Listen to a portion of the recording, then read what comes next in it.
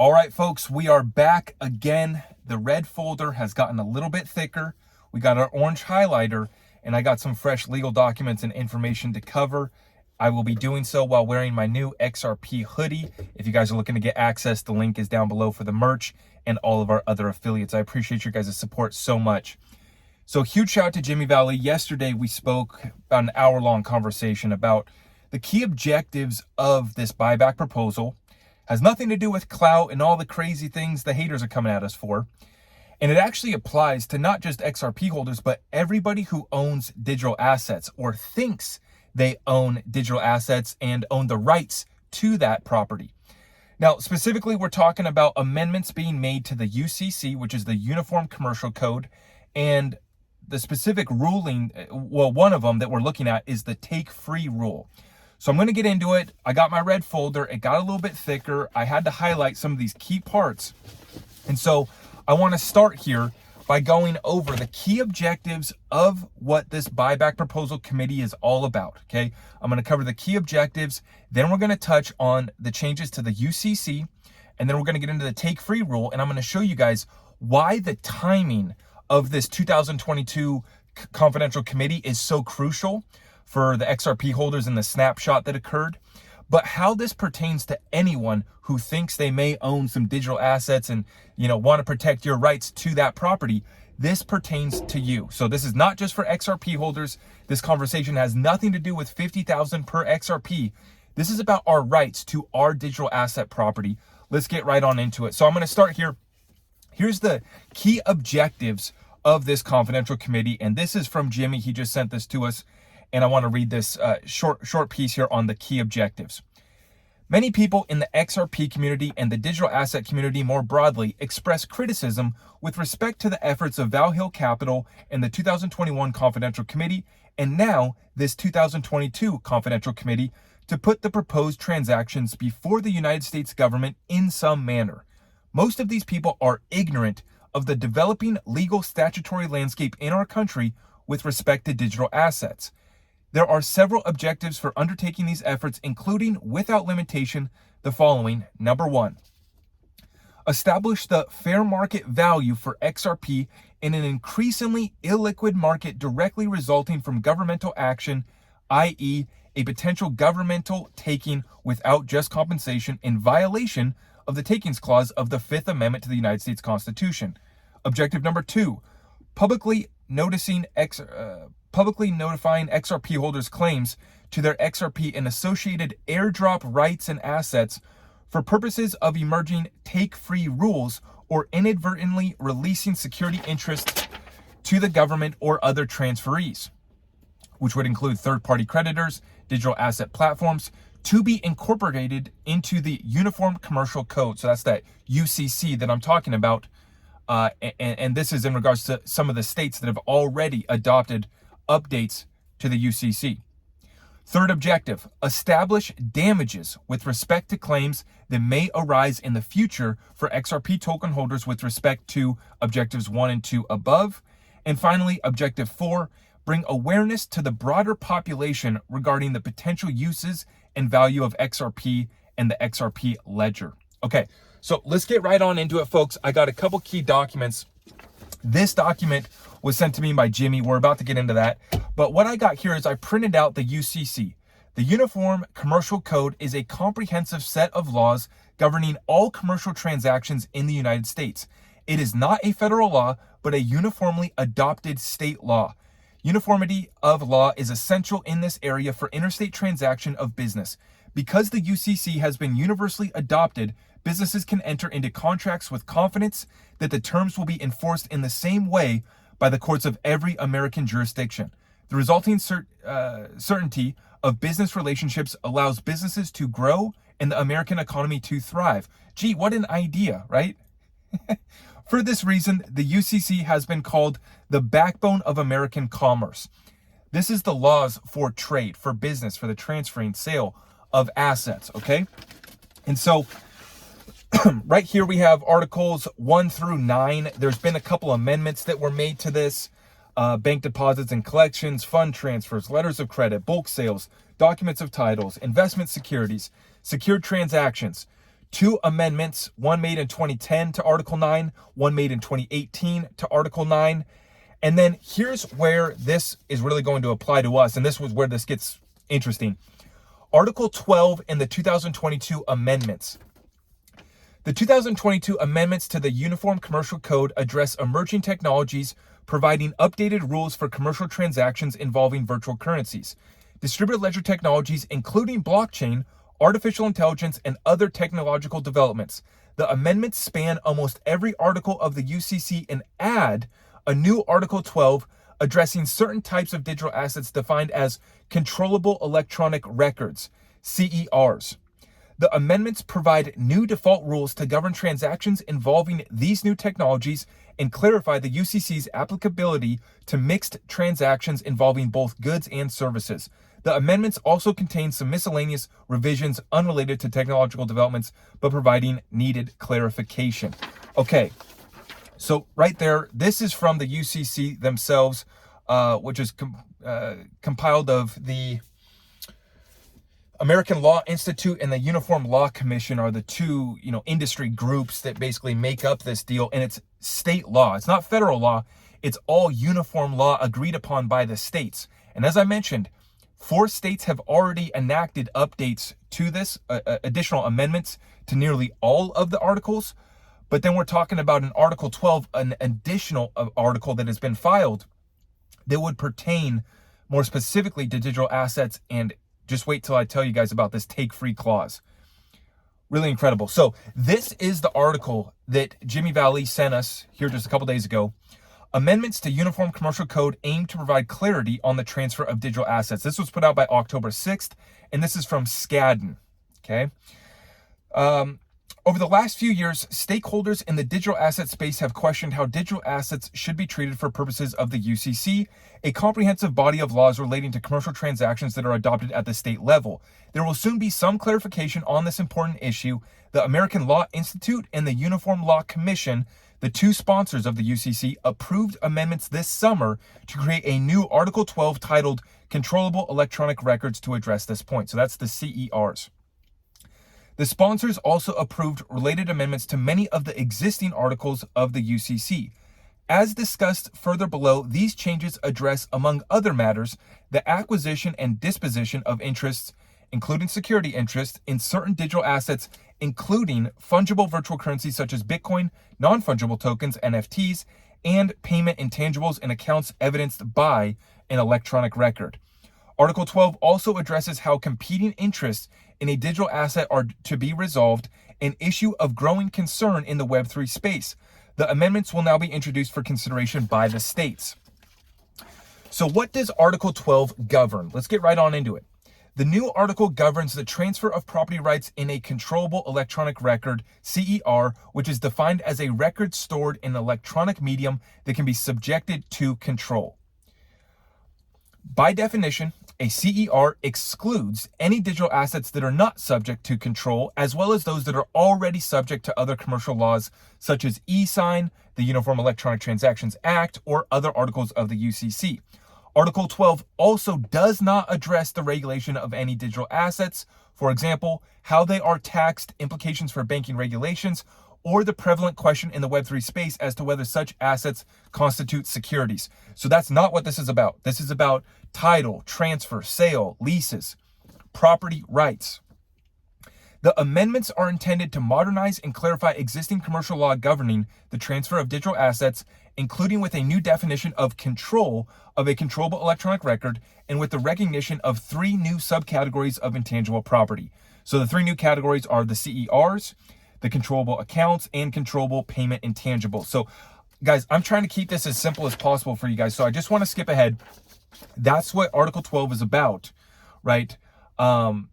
It's giving, Article 12 provides that control of a CER exists if the electronic record, a record of attached to or logically associated with the electronic record, or a system in which the electronic record is recorded, gives a person, 1, the power to avail itself of substantially all the benefit from the electronic record, and number 2, the exclusive power to prevent others from doing so, and number 3, the exclusive power to transfer control to another person, and enable such person to readily identify itself as having these previously enumerated powers, including through use of a cryptographic key or account number. So think of, your account number for your keys, right? Not your keys, not your crypto. This is what this is addressing. Now, let's get to the take-free rule. This is where this gets very, very interesting. Article 12 contains a take-free rule similar to the rules provided in Article 3 with respect to holders in due course of negotiable instruments and under Article 8 with respect to protected purchasers of securities. Under Article 12, if a good faith purchaser, including a secured party of a CER, obtains control without notice of a competing property right in the CER, they will acquire rights in the CER free of any competing claims of a property interest in the CER. Check this out. This could have significant ramifications in the case of a stolen NFT, since it would mean that a good faith downstream purchaser of the stolen NFT would acquire the NFT free of any claims by the victim of the theft. Note that, except for controllable accounts and controllable payment intangibles, the Article 12 take-free rule applies to the CER, but not to the rights tethered to such CER. In the case of NFTs, this might mean that the good faith purchaser might own the NFT free of any claims, but would not necessarily enjoy any rights granted under any license to the content associated with the NFT. The rights regarding such tethered rights are governed by law other than Article 12.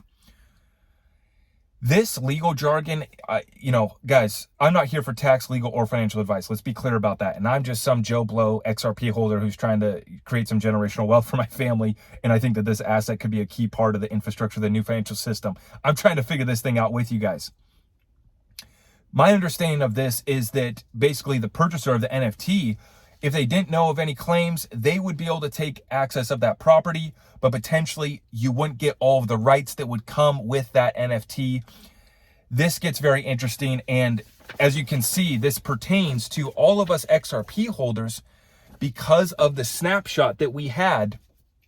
And that was 2 years ago, the snapshot for the Flare tokens, which also led to the Songbird tokens. And this take-free rule in Article 12 applies directly to us. So this is from Jimmy's email that he sent us just 2 days ago. Under the to-be-adopted take-free rule in Article 12, if a good faith purchaser, including a secured party of a CER, obtains control without notice of a competing property right in the CER, they will acquire rights in the CER free of any competing claims of a property interest in the CER. For example, consider the Songbird tokens that were airdropped to XRP token holders on Coinbase. If Coinbase sells those Songbird tokens to a third-party purchaser for value, and the purchaser has no knowledge that Coinbase has constructively converted those Songbird tokens from XRP token holders, the purchaser's right becomes superior to the XRP token holders. Consider further the adverse claims being made by the United States SEC that XRP itself is a security and the associated cloud on title, resulting in a diminished fair market value for XRP. If that XRP is purchased even by the Treasury or the Federal Reserve, for example, for value without knowledge of XRP token holders' claims or competing rights, the Treasury, Federal Reserve could argue, probably successfully under the take-free rule, that their ownership and control rights are superior to that of the token holder. This concept has already been adopted in Wyoming, Connecticut, and Texas with respect to the extinguishment of security interest in transferred digital assets. For example, the Wyoming law says a transferee takes a digital asset free of any security interest 2 years after the transferee takes the asset for value and does not have actual notice of an adverse claim at any time during the 2-year period. In other words, it's extremely important. That was the end of the law as written. And then Jimmy says here, in other words, it's extremely important during these uncertain times that all XRP token holder claims be made early, often, loud, and publicly. And I'm telling you guys, this doesn't just apply for XRP holders. This is anybody who owns any sort of digital asset, NFT, Bitcoin, whatever they classify them as, commodity, security. The UCC, the take-free rule, all of this, these amendments and changes are going to apply to us. And this is what we're getting at with the heart of this issue. The objectives of this group is protecting our rights as XRP token holders. And in the broader cryptocurrency space, we all should be interested in having this conversation. As you can see, if we're approaching a 2-year anniversary of the time that the snapshot occurred, and then we were going to be coming up on the 2-year anniversary of when the Songbird tokens were distributed, if we haven't made a claim and Coinbase has sold off the interest to that Songbird, we might not be able to have any ability to go back and get our Songbird. We might not have any claim. The purchasers of that claim would be the beneficiaries, and Coinbase would basically be able to take our assets and have sold them off without getting in trouble legally. In addition, if we were to have some form of Federal Reserve, Treasury Department, some sort of government entity like the SEC somehow is able to win this case and XRP is deemed a security and we're not able to own it, well, this is where that part of the Article 5 clause there, where we have to get just compensation for our property. So that's the part of the discussion that comes, and we bring in the 50,000 XRP price that gets everyone offended and riled up. But you see, before we even get to the discussion of the valuation of XRP, we got to understand if we even have control of the property rights, if we even have control of the digital assets, or if we can be undermined by the way these laws are being amended and these updated Article 12 take free clause. If we don't make claims, if we don't, put liens on our property, who knows what could happen? And so, this is what me and Jimmy talked about yesterday. And we talked about going forward, we're going to be speaking with other lawyers and seeing what we can do, because there may be additional liens, additional claims that we can file in a court of law. Like we could go down to our county courthouse and file a claim, or go to our state courthouse, file a claim there. That's not for me to figure out. That's going to be for the lawyers. But you can see why this conversation, why I keep on saying that the XRP, so this is the only problem. The Fed buyback, that's the two parts, and then the 50,000 price is what turns everyone off. So maybe you call it whatever you want. This conversation to me, though, is about digital asset token holder, it's basically property rights. The property in this instance is digital assets, but this is property rights. And so this pertains to everyone, not just XRP holders, everyone in the space, NFTs, whether they claim that they're commodities or securities. Nonetheless, we have to understand not only what we hold, how we have control of that asset, how we have possession of it, and our ability to transfer it, and our ability to actually benefit from the airdrop rights and the other inherent rights that we have as being owners of these digital assets. I wish that we weren't having this conversation, guys. I wish that it was very simple. Let's research our cryptos. We got some utility cryptos that are good, going to run the new financial system. We're not in a war against private central bankers that are trying to undermine our country and enslave humanity. I wish that it wasn't I wish that wasn't the case. But let's be real, And so, over the past week, myself, I see others too in the space, we've taken a whole lot of shit for this. Excuse my language, but we've taken a whole lot of shit for this. But after having my conversation yesterday with Jimmy, I am more sure now than ever that this is the right thing to be doing. This is the right conversation to be had. And new concerns have arisen for me, not just as an XRP holder, but just as an investor in digital assets, and additional actions. I'm looking into additional actions right now with Jimmy and the other legal experts, the other lawyers on the committee. We're going to be looking at ways that we can file claims, liens, put our assets in legal entities that'll protect them, whatever it takes, guys. And like I said, I wish that it didn't come to this, but you guys know the entities that we're up against, right? Now, the timing of this, like I said, it's critical. Not only are we coming up on the 2-year anniversary for us to be able to make claims for our Songbird, for the Flare Spark tokens, we're coming up on the 2-year anniversary of the Ripple versus SEC lawsuit. So now would also be another important time to make claims maybe against the SEC. But we're also coming up on some additional big breakthroughs in regards to some cases that the Supreme Court's going to be hearing. We got, you know, just those two. We got some big major breakthroughs that are about to be coming, not only in the Ripple versus SEC lawsuit, but also I think that we're going to see some, I probably shouldn't touch on it in this video, actually. Let's just leave it at that. But you guys understand what we're up against. You guys now hopefully understand why I think that this conversation is important, not just for XRP holders, but for everyone broadly speaking in the crypto digital asset space.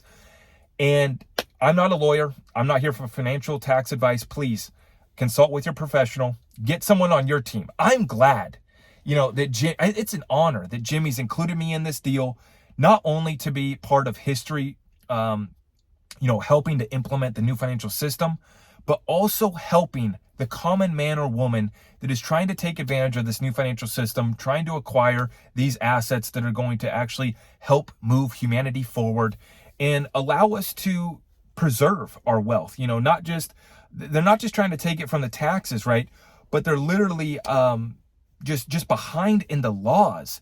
And Jimmy made a key point yesterday that this is just his opinion. You know, he says that his speculation, and I'm kind of aligned. I'm in the same boat.